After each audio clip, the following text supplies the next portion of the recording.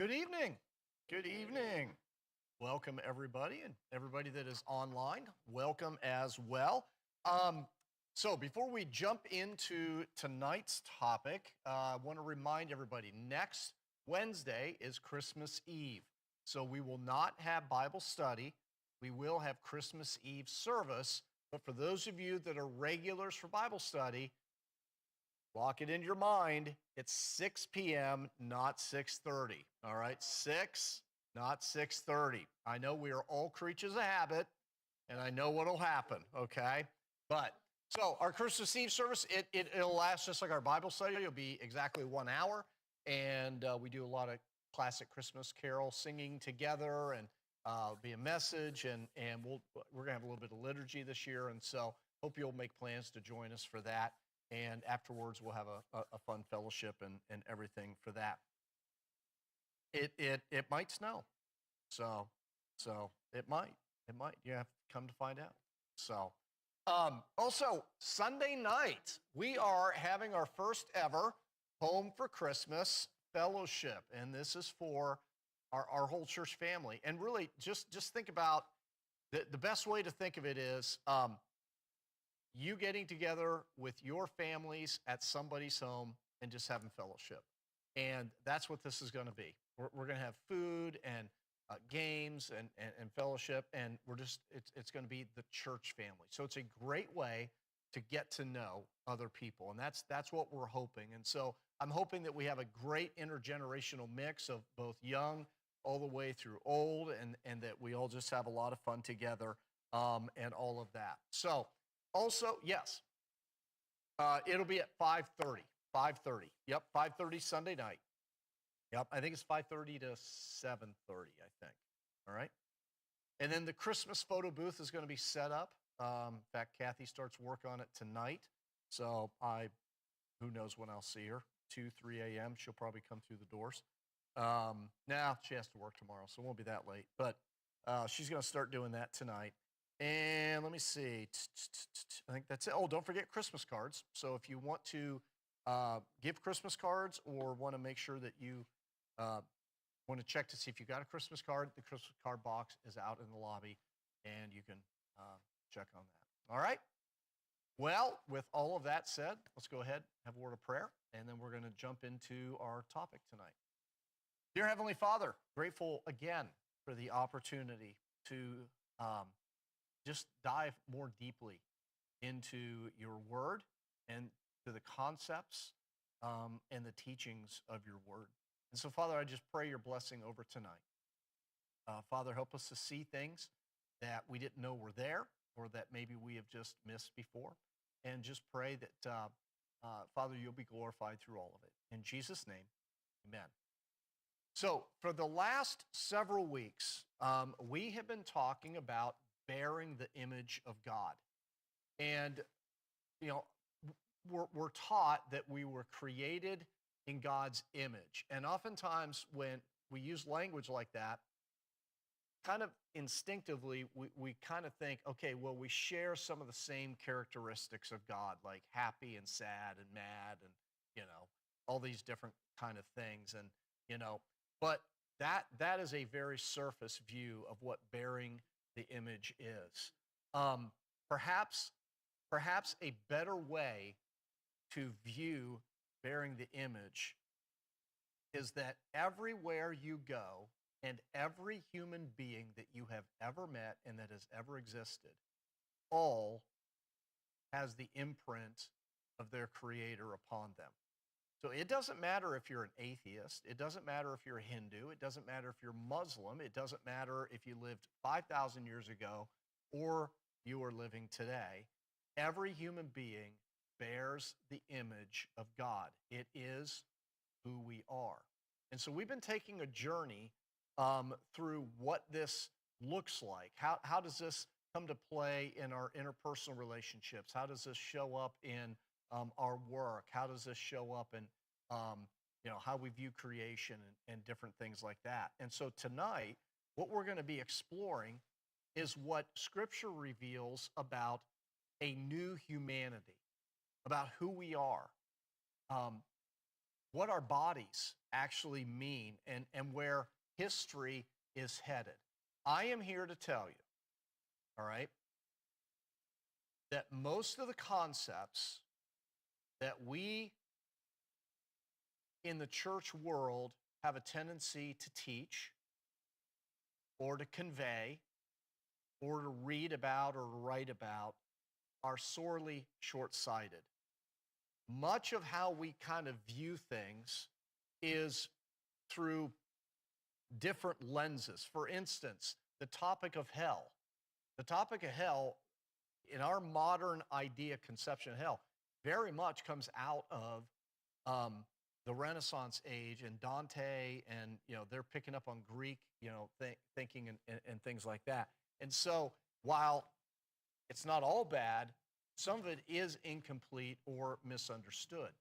The same thing comes to our destiny and our future. We are taught from a very young age that when you die, if you're a Christian, you what? You go to heaven.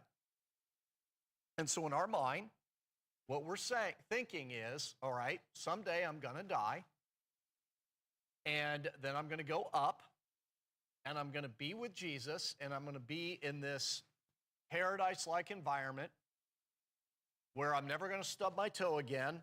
I'm never going to be ravaged by time again, and all this, and all these different conceptions, right? Does it surprise you to learn that your future is not in heaven? Your future's right back here. That's what the Bible teaches. That's what it teaches. It is a misteaching to say that your future is in heaven, because we see very clearly in the book of Revelation that at the end, heaven comes where?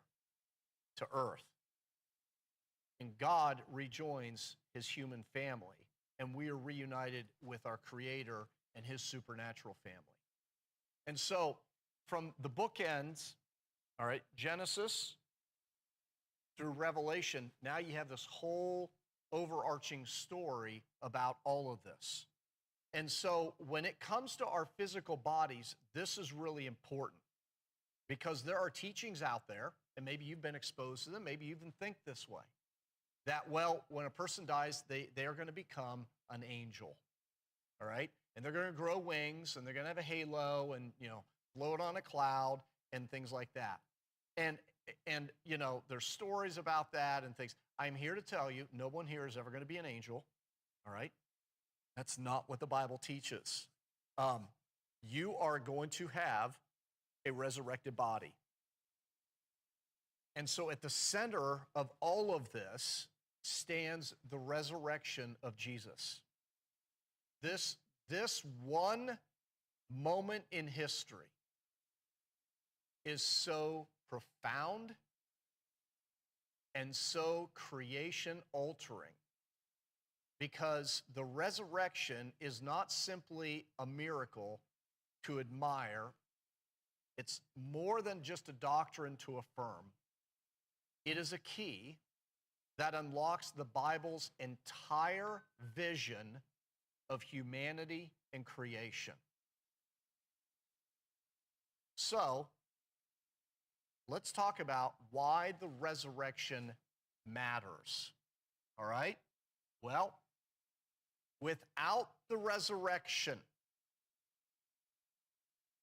our faith is disembodied. Without the incarnation, without the resurrection, the incarnation, Jesus becoming one of us, would only be temporary. Because why? Jesus would die. And he would stay, what? Dead. You see, you and I understand that, because that's our current view. We have people all around us that we know, we love, and we care about, and even that we don't know and don't know anything about and have tragic situations. They die. And when a person's dead, they're what? They're dead, okay? So when you go to a funeral, when you go to a wake, when you go to these kind of things, you anticipate if there's a body, that body is laying in a casket, or it's in an urn, or it's 6 feet in the ground and is assumed room temperature, right? That's how we view life and death. And this is one of the reasons why people very much cling to life. But the resurrection teaches us that life doesn't end when our hearts and our brains stop. In fact, it puts us on the path to something far greater. It is a key. It is a key that unlocks and changes everything. So if you don't have the resurrection of Jesus, your faith is disembodied. In other words, when you die, you just go become a spirit being and you kind of float around and all of that. And there are a lot of world religions that kind of teach that idea. Mormonism has concepts of that, Hinduism and Buddhism and all these different kind of things. But creation then just becomes disposable, right? So in modern times, we go through different, I call them panic cycles. And what I mean by that is the news and ultimately the politicians, because they know where the money is, jump on these different things. So back in the 70s, does anybody remember what everybody was worried about? Anybody remember? The next what? Yeah. The next ice age, the global cooling. Remember? Okay, by the 80s and 90s, there's going to be this ice age and, the woolly mammoths are going to come back, all that kind of thing. And that was a big deal. The talking heads on TV in the 70s and stuff, they were all worried about this. All right, fast forward about 40 years, what becomes the next one? Global warming, all right? Global warming. And what they do is they jump on different earth cycles and things like that. And then they come up with all these different reasons why it's happening and things like that. By the way, have you noticed just in the last 18 months, you're very, very slowly hearing less and less about global warming? You know why that is? Because it's been debunked. It's been debunked. So now, does that not mean that we shouldn't steward things well? No, we should never be irresponsible with God's creation. But you'll hear these mantras out there about how mankind is going to destroy the planet. I am here to tell you that will not happen. Or the Bible and everything about it's a lie. All right? See, that's where we have to make our choice. Either the Bible is truth or it's not. If it is, trust what it says. If it's not, then you're just open to any wind of teaching and whatever comes along. All right? So, the resurrection is key because we learn that creation still matters because there's going to be a future for this creation, right? There's a future. Otherwise, it just would be disposable. And without the resurrection, humanity loses its purpose as image bearers. In other words, what's the point of imaging the Creator if there's no point to imaging the Creator? All right? So today, what we're going to do is we're going to walk through the resurrection. We're going to talk about the flesh. We're going to talk about ascension, and then first fruit hope. And together, these four things reveal not an escape from earth, but God's commitment to actually reverse and restore it. And this is huge. This is huge for us, all right? And so if you have questions along the way, fire them away, all right? Our online audience, I'll try to repeat the question, and then we'll kind of chew on it. So let's start here, where new creation begins. All four Gospels begin with the resurrection story in the same way. You got grief, you got confusion, and you got loss. Grief because Jesus is arrested, he's tried, and everybody's confused about that, and ultimately Jesus dies, right? So remember, when Jesus died on Good Friday, there were no longer any Jesus followers. None. The disciples believed that Jesus was the Messiah. But when they saw him crucified and buried, all their hope disappeared. They thought the dream was dead. None of the miracles at that point made any difference to them whatsoever because the one causing the miracles was no longer there. And even though Jesus had continually warned them what was going to happen, he also knew they weren't really going to get it until they would see him again. So in John chapter 20, we read this uh, interesting event at the tomb where it says, on the first day of the week, Mary Magdalene, and there were other ladies with her, Mary Magdalene came to the tomb early while it was still dark. She saw that the stone had been removed from the tomb. So she went running to Simon Peter and to the others and to the other disciples, the one Jesus loved, and said to them, "No, he's not here. He's gone." All right? Now, here's what's really interesting. All right? John is very, very intentional in the language that he uses in John chapter 20, right? He tells us that women came to the tomb. What day of the week was it? First. That's not accidental, right? In Genesis 1, every act of creation would end with the words, anybody know what it is? And there was evening and morning, the blank day, first, second, third, fourth, fifth, sixth, but not the seventh. Why? Because the seventh day is a Sabbath, Sabbat. God rested. And God's rest never ends. That's why you don't get that morning and evening language, right? It's an eternal thing. Well, the first day of the week, where did the women go? They go to the tomb. Where was the tomb located? In a garden. It was a garden tomb. Interesting, isn't it? Right? So it's first day of the week, brand new week has started, right? Women come to the garden tomb, echoes of what? Yeah, because of the Garden of Eden, right? And what happens on the first day of the week? God what? Begins anew, right? Begins anew. And so John is being very intentional with the language he uses here. With the resurrection of Jesus, John is signaling to humanity, although humanity's not going to get this, not all at once, but a new week has begun.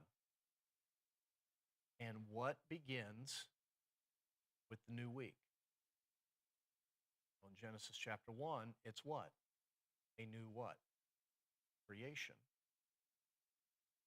Jesus' resurrection is the beginning of what? A new creation. Right? So let's take a look at the women. All right. So the first witnesses of this new creation, they're not the male disciples. That's who you would think. All right. But it's women, especially Mary Magdalene. In first century culture, women's testimony carried very little weight. Okay. That's actually true in parts of the world today. All right. Especially Middle Eastern kind of countries. But notice what God entrusts to females. The single greatest announcement in history. It surpasses birth of Jesus. They get to announce the what? The resurrection of Jesus. And Mary encounters Jesus here in the garden, echoing Eden. So you remember in Genesis 3, where the serpent figure tempts Eve, and she gives in, she takes the fruit, and what does the text say? Think eyes. What does it say? And her eyes are what? They're open. Their eyes are open. And she immediately experiences guilt and shame and hides as a result. On the first day of the week, Mary's eyes are open. What does she recognize? Jesus. In that same John 20, she mistakes Jesus for the gardener until he says a single word. Any Bible nerds know what the word is? Woman. Calls her woman. Do you know what that word, where else you see that word? In Genesis 3. God creates what? Woman from man. Same title. Same title used of Eve. And John, through the inspiration of the Spirit, is using this to proclaim this brand new resurrected life. See, here's what you have to understand. This is what makes Jesus such a big deal. Jesus didn't just come to show us how to live morally. Jesus didn't just come to save humanity from their sin. While both of those are equally true, equally powerful, the one that we miss is that Jesus came to reverse the curse and to restore creation. We just don't talk about that. We make it all about who? Me, I, us, right? It's all about us and being forgiven of sin. But you have to understand, when sin comes into creation, what does it affect? Everything. Everything dies, right? And so this resurrection begins this new creation process by which Jesus is going to reverse the effects of what happened in the old Garden of Eden. Now, this is a lot of symbolism, but it's not accidental. What was broken in Eden is being reversed and restored by the resurrection of Jesus. And so now this partnership between men and women in God's work becomes reaffirmed. Remember when God cursed the serpent, he told the serpent it would be the seed of who that would crush him?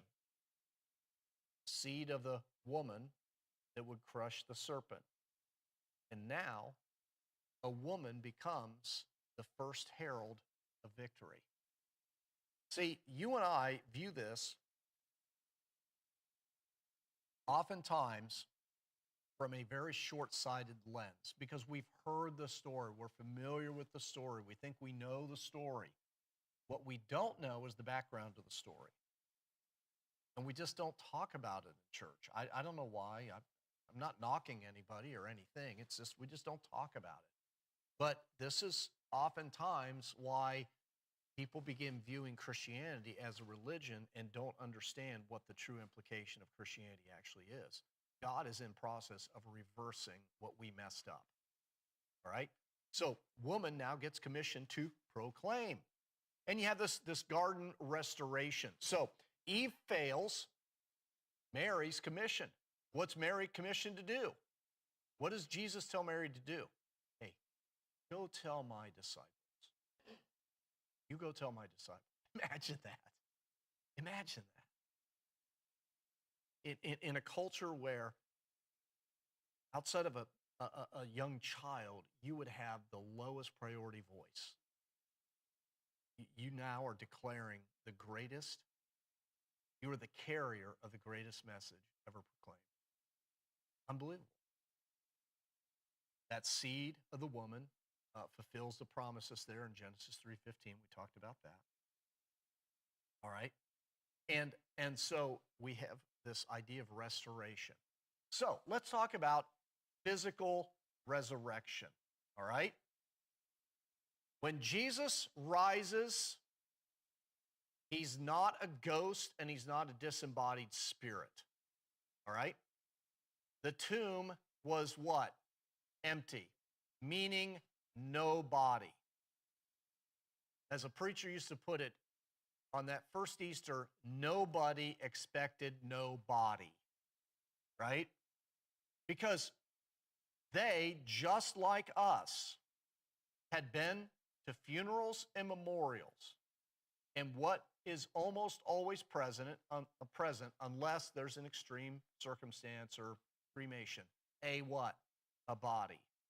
Okay? You have a corpse, all right? And that corpse is room temperature. It's done. It's paperweight at this point. But the tomb is empty. But you remember in the garden, they see the gardener who ends up being Jesus. And what do they do to him? Touch him, grab him, they hug him. Natural response, right? Okay? Can you do that with a ghost? No. The disciples, they end up seeing him.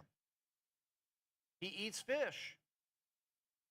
Thomas, doubting Thomas, the only one not there at that time, comes later, and he goes, hey, you know what? Unless I put my fingers in his hands and to his side, I'm not believing the story. And we give Thomas a hard time for being doubting Thomas and all that. That's because we have information that he wasn't privy to. But also,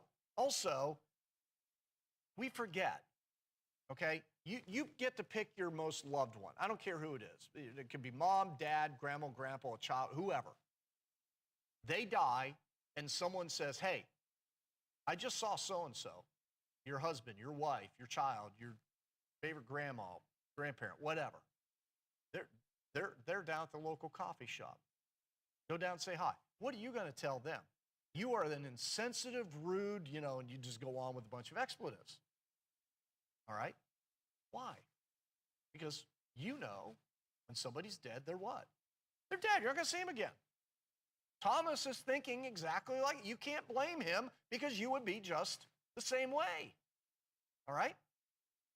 So Thomas, remember Jesus shows up and Thomas is there, and then what does Jesus do? He invites him to do something. What is it? Touch me. Touch me. Yeah. Yeah. And later he's going to cook breakfast for him and have fish on the beach. All right? Ghosts don't need to eat. All right? As is my understanding, not having been one. So here's the thing that we use language oftentimes that makes Jesus kind of ethereal, intangible and corporal. So we like, Jesus lives in my heart, right? Okay, well, in a sense, yes, all right? But Jesus also is in a place. And someday you'll get to see him and touch him. Because he's in this body that is alive. Jesus isn't just in your hearts alone. He is in a live body. And here's why this matters. It matters because it is telling us something about our future. All right? Jesus' resurrected body is both continuous and it's transformed. Okay? It's the same body. Everybody recognized him once he allowed that, right? Okay? But it did carry scars. It does carry scars. Recognizable and yet glorified. Imperishable and powerful. Jesus isn't going to die again. But he can walk through walls. He can, for lack of a better adjective, fly, okay? At least float. Float seems so lame compared to flying, all right? But he can do supernatural kind of things in the same body. It's not like some New Agers and some different religions where they do what's called dream walking and things like this, where they kind of sit in a room and they meditate, and their spirit leaves their body and they go down the street or wherever. Okay, it's not that. He has that body. What does that affirm? That affirms that our bodies all right, are not mistakes. We may not like them. We may not like aspects of our bodies. There may be things about our bodies and our health that we don't like. That is going to change. But, and none of us are going to know this till we get here. So this is not some kind of, well, this is what Todd says. This is the way it's going to be. No. In my opinion, I'm going to probably have the exact same resurrected body and look the same. The things that I don't like about myself, like I kind of wish my nose was a little bit different and I wish I had my son's height, I'm not going to care about it. That's not going to be a focus. I'm not going to look at myself and look at my deficiencies. I'm going to look at my glorification and give praise to God. See, our perspective right now is skewed because we're under a curse. Yes. So, a perfect body. Now, exactly what does that mean? We don't know. But again, let's go back to Jesus and just look at him. All right? Our body is destined for glory.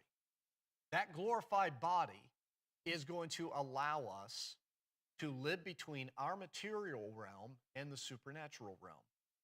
It is going to allow us to actually be in the presence of Yahweh, the same way that Adam and Eve were. Right now, you can't be. Scripture says nobody can see God, or they what? They die, right? God and I were having this conversation earlier today. God, when I think about you as kind of God, are you this big ball of energy? Are you, what's this form that you have? Well, I don't know. Does it mean that God is spirit? I don't know. I don't know what that means. Neither do you. We can only speculate. Yeah. Yeah. So yeah. So, like it or not, you're going to have the same body. All right? You're going to have the same body. You're not going to wake up and, ladies, you're not going to turn into, you get the name whoever you would like to be like, all right? Marilyn Monroe, whoever. I don't know why I brought that one up, or, Harrison Ford or whatever. It's not going to happen. You're going to be you, all right? But it's going to be perfect. You're going to be, we use the word perfect, but the better word is glorified. Glorified. Right. Yeah. Now, there are people that speculate, and we don't know, again, that this might be true, this might not be, that our scars will remain. So, like I have chickenpox scars, all right? What would the purpose of those scars be? And they speculate that based that Jesus, it could be that Jesus is unique in that because of the work on the cross, what he did, to never forget that. He's like a walking communion service, you're always going to, right. Does that mean that we're going to keep I don't know. I don't know. I'm sure my wife would prefer not to have her C-section scars, but I don't know. I don't know if that's in the cards or not. But this resurrected body is going to be something glorious and so much better. All right. But listen, scars do matter. We may not always like them, but scars matter. Notice, all right, why scars matter. Okay? Well, in the case of Jesus, the suffering of the cross is not erased, right? It's not like all of a sudden he forgot, okay? It was part of his work, of what he accomplished. Is it possible that we take some of that stuff with us into, for instance, I take Kathy. Kathy is always going to be a mother. Always. You're never going to reverse that. So it might make sense that she carries the scars of motherhood with her. All right? Not that it's going to inhibit anything, but hey, I'm a mom. This is what moms get, right? So Thomas refuses to believe unless he touches Jesus' wounds. So Jesus invites him to do that. Glory doesn't erase the suffering. Jesus still bears those scars, but this has profound implications for us. Resurrection doesn't mean erasing our story. All right? It does mean redeeming. our experiences, our pain, our endurance, our faithfulness, those are not things that are going to be forgotten. I think they're going to go with us into glory. I think God's going to block that stuff out. For those that have been wounded by, or abused or violated, this is especially important because Jesus knows what it means to have his body abused. He knows what it means for those scars, but they don't speak of shame, they speak of victory. Look where he is now, look where you are now. And so no one can take away your dignity as God's imagers. Your body matters. The story of your life matters. God is in process of redeeming both. I wish this was a message that people that have suffered drastic abuse situations could hear and internalize, because it would change everything. A lot of people, and I understand why, so I'm not, believe me, I'm not demeaning them or demeaning that. A lot of people that have suffered incredible hardships or abuse and things like that, how do they feel? Worthless. Worthless. But Jesus, his resurrection shows us just the opposite. There's hope for our wounded bodies, right? So you come to Paul, all right, and Paul starts using this strange language. He starts talking about the flesh. Now, part of this is English, okay? When certain words are used in certain contexts, it's gonna conjure up certain images. It doesn't matter. So when we think flesh, what do we think? Yeah, we think our bodies, okay, our skin, all right, maybe our mortality. You know, the Greeks, some of them got into this line of thinking that all flesh is bad. So all material is bad. Only the spiritual is good. That kind of thing. I forget what that was called, but they got into. I think the Epicureans and different ones believe that. The body's not the problem. All right. It's not the body. What is? Well, Paul speaks negatively out the flesh, but Paul's not attacking. He's not attacking embodiment. What Paul is using flesh to describe is a way of life dominated by distorted desires. That's what he means. All right? A way of life that is dominated by our distorted desires. Okay? We all have desires. Some of those desires align with God, and they're good, and they're healthy, and they're to be celebrated. But many of our desires are distorted. All right? Most of us have a tendency to think a little bit too much of ourselves, don't we? Most of us think that we deserve everything, all right? Or in some extreme cases, nothing, okay? But we have distorted desires. So life there gets reduced to just self-gratification rather than self-giving. And so what sin does is it twists good desires inwardly.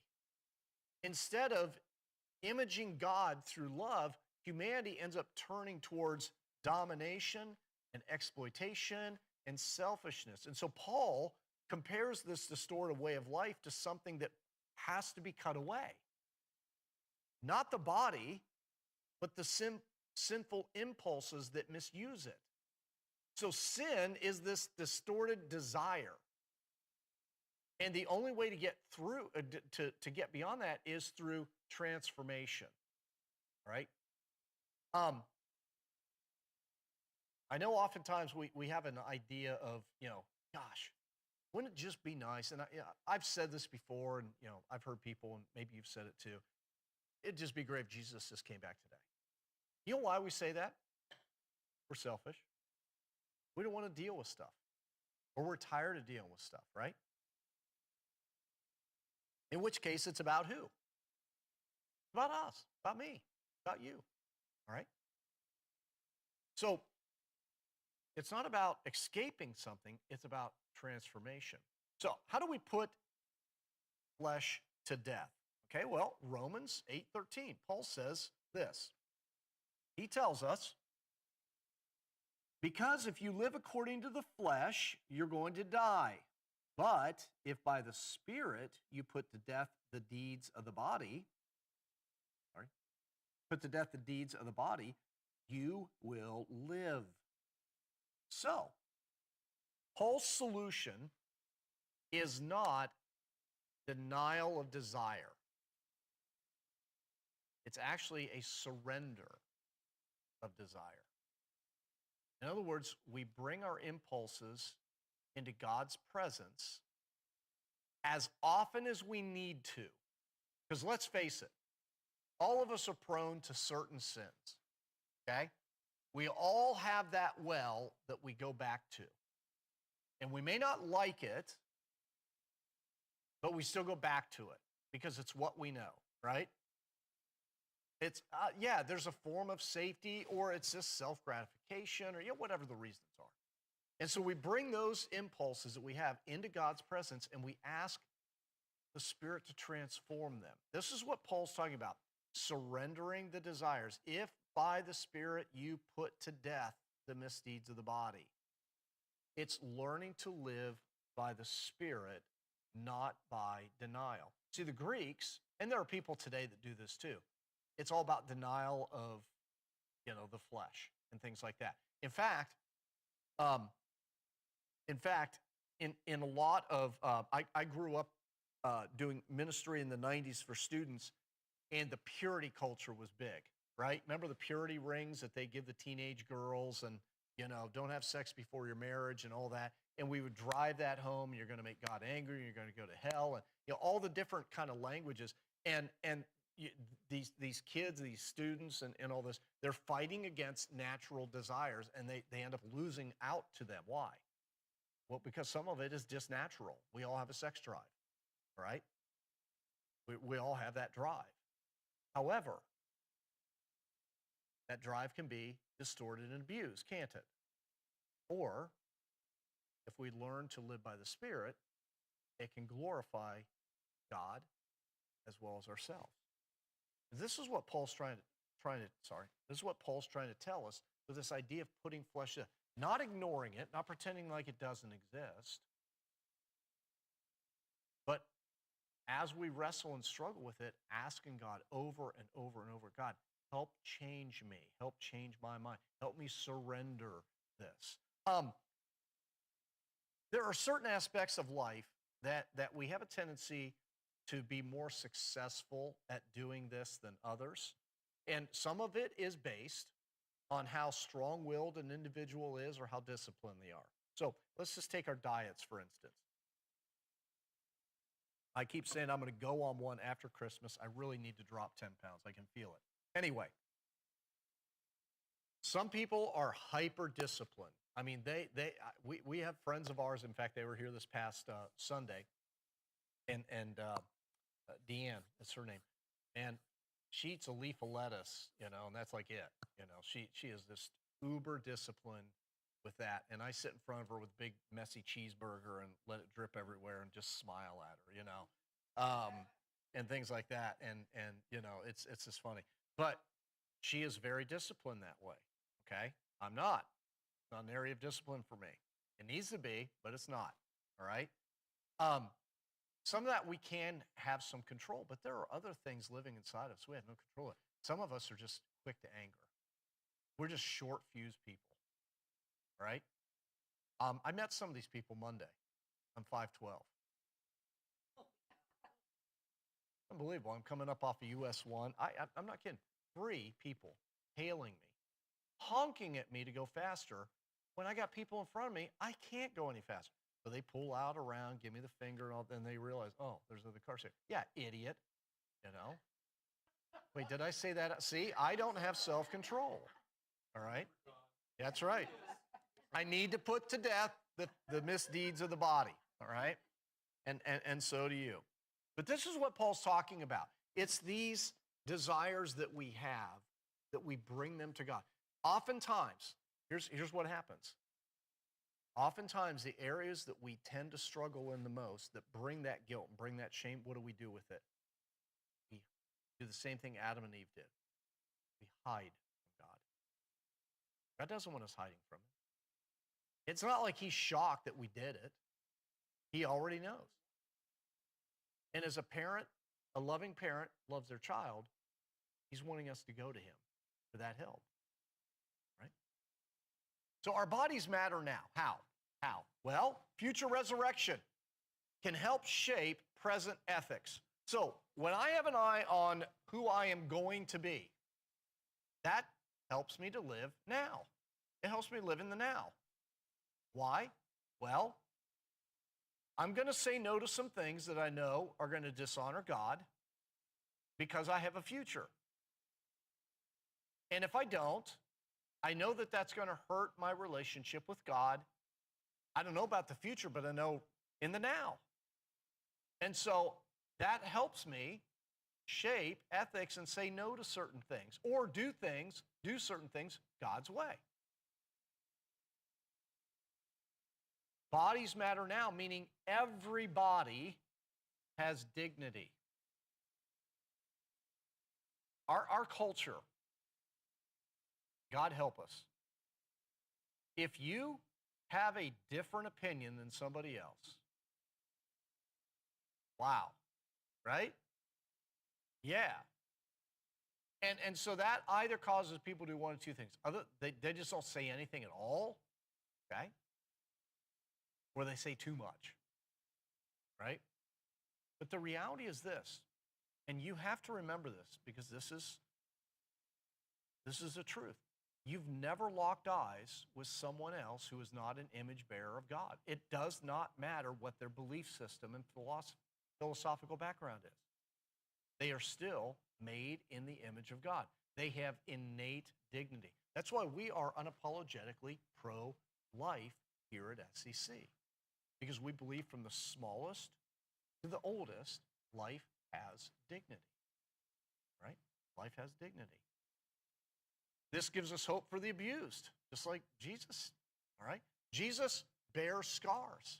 He understands the scarring that some of us have experienced in life. He also promises justice and healing. In Revelation, you've got the martyrs, this picture of the martyrs, those that are killed because of their faith. And what are they saying? How long, God? How long do we have to wait for you to do something, to vindicate us, to bring justice about? Why? Because God is just. We bear his image.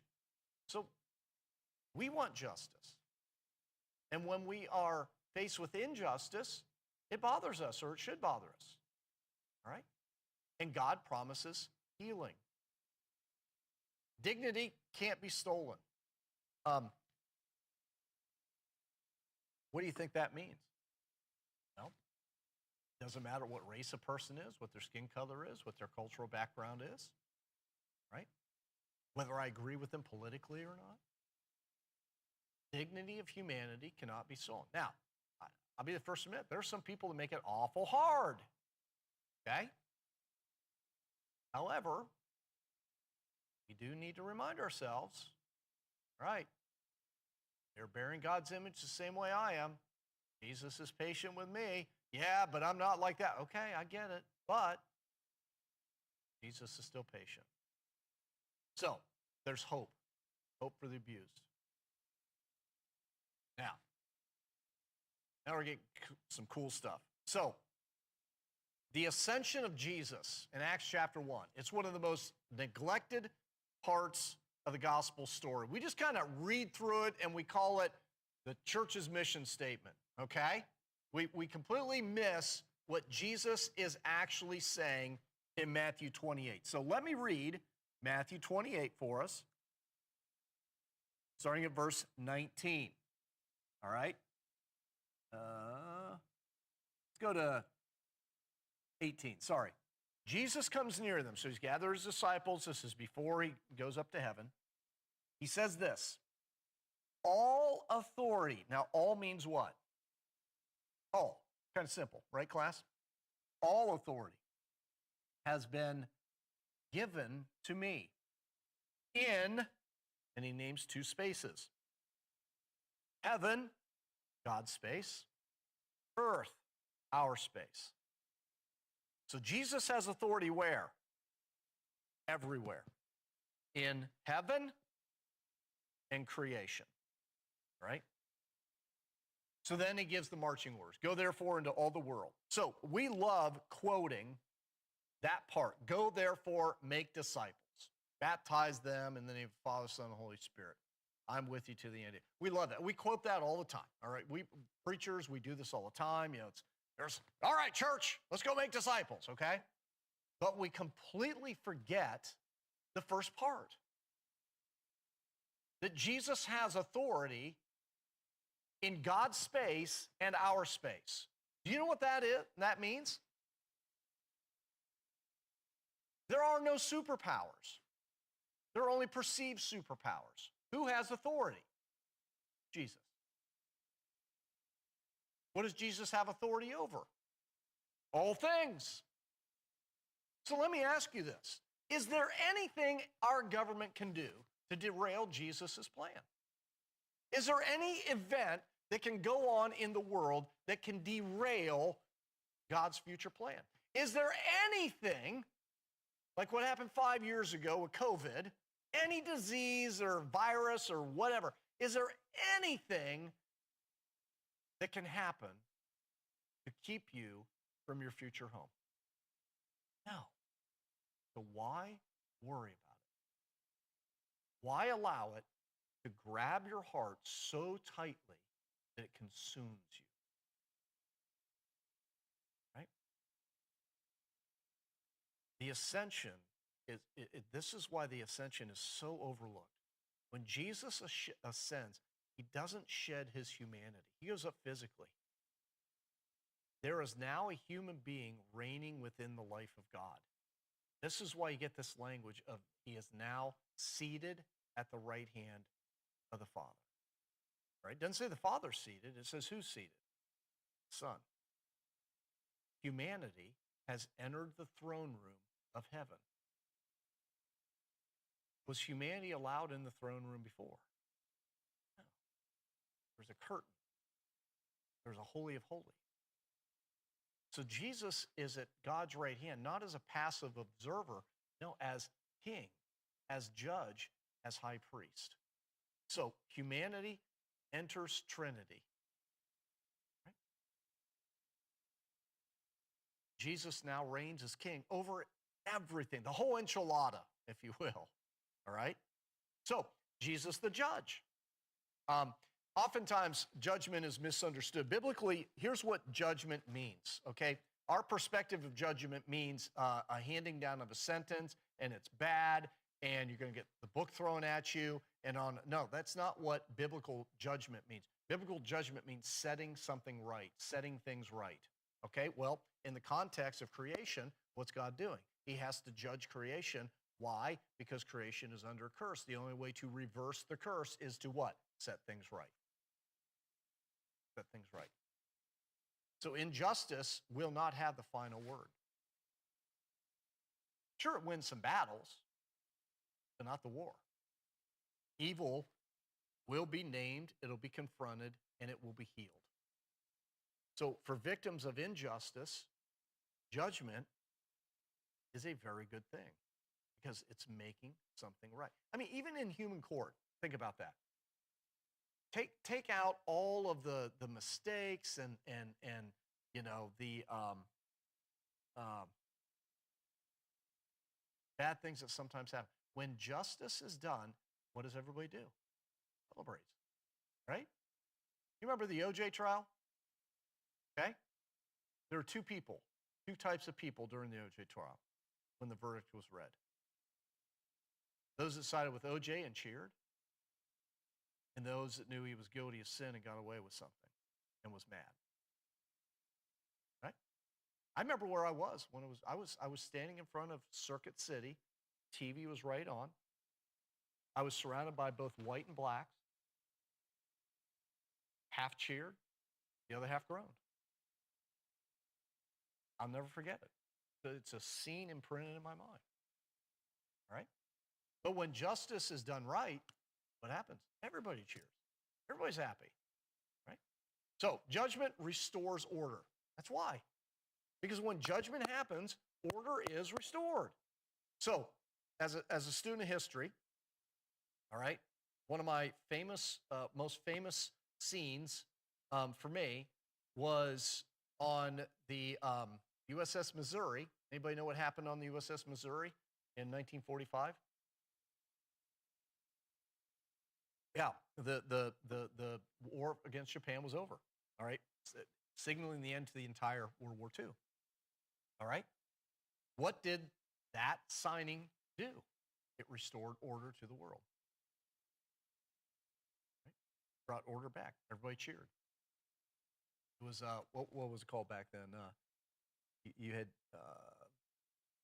V VJ, the VJ Day. Yep. Evil is held accountable. Jesus will hold all evil accountable, right? And so Jesus is going to judge. He's going to make things right. Now, our high priest, all right? We don't think this way because we're Christians, so we don't think in terms of temple and all that. But Jesus' ascension makes space for the church to mature. So Jesus is permanently interceding on our behalf, okay? In my own life, I kind of picture it this way. All right, Todd said that, but this is what he really meant, okay? He's correcting my blunders kind of thing, all right? It may not be anything like that. That's just kind of how I perceive it. He's got an indestructible life. So whereas the priesthood, okay, the Old Testament priesthood, they were human beings. They would serve for a time and then what? Retire and die, okay? Then you bring somebody else in, not Jesus. He's now permanent. He's our permanent high priest. So his spirit breathes new life into his people, and he gives them a mission, which is the discipleship part of it. So why did Jesus leave? Why did he leave? This is an interesting question, right? Well, remember his prayer, or what he says to his disciples, all right? You think this is great stuff? You just wait. I have to leave for the Spirit to come. Why? You ever ask yourself why?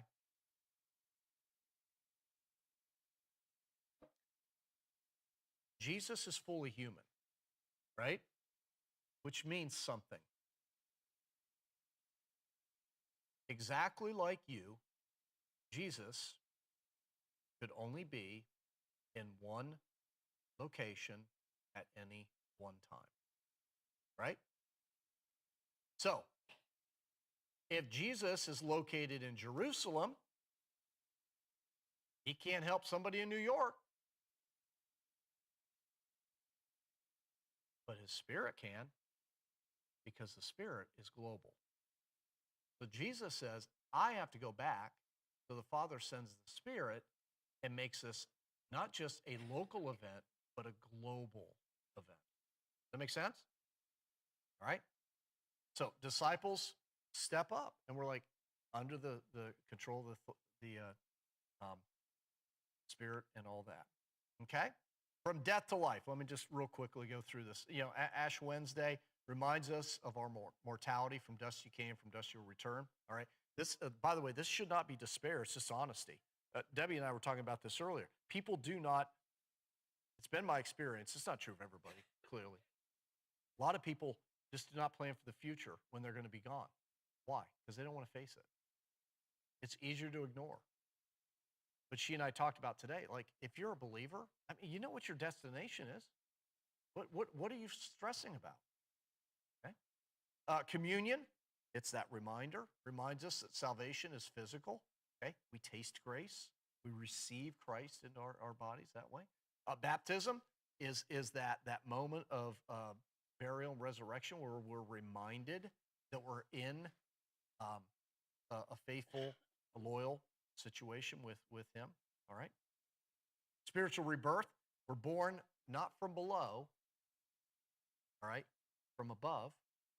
The Spirit enables communion with our Heavenly Father, so we can talk to him. First fruits, okay? Jesus' resurrection is called first fruit. The first fruit isn't the goal. It's the promise of harvest. So the first fruits were given to God as a symbol of God, we trust you to bring about a great harvest for us. All right?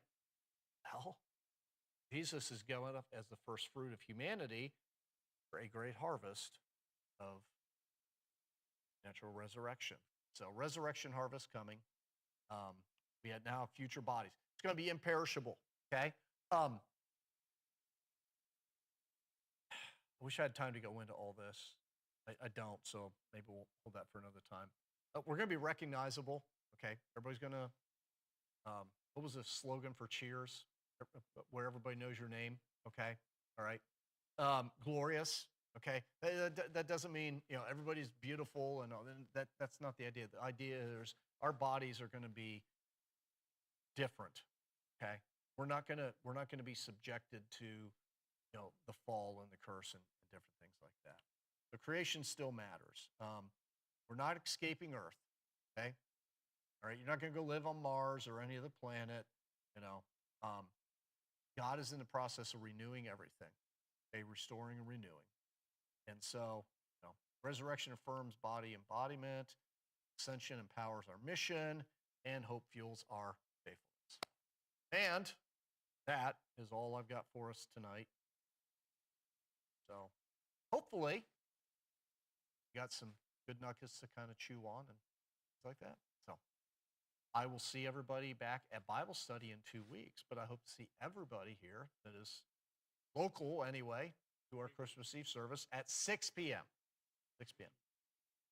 Yeah, 3 weeks. You're right. Yeah, because the weekend afterwards. Yep. He's right. So 3 weeks we'll reserve.